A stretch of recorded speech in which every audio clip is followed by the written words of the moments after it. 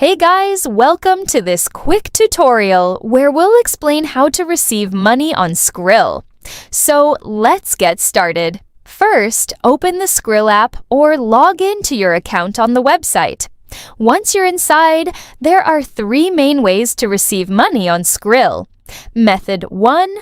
Bank transfer using IBAN. If you have a Skrill account with IBAN details, you can share it with others. They can send money directly to your Skrill account just like a regular bank transfer. This is useful if someone is sending money from their bank. Method 2.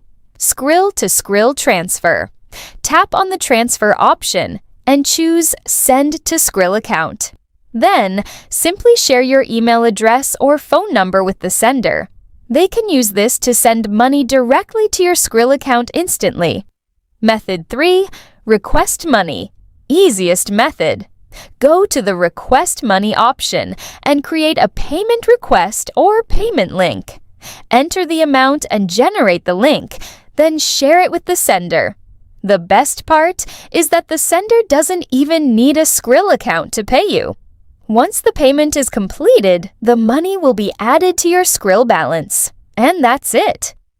If you found this video helpful, consider giving it a like and subscribe.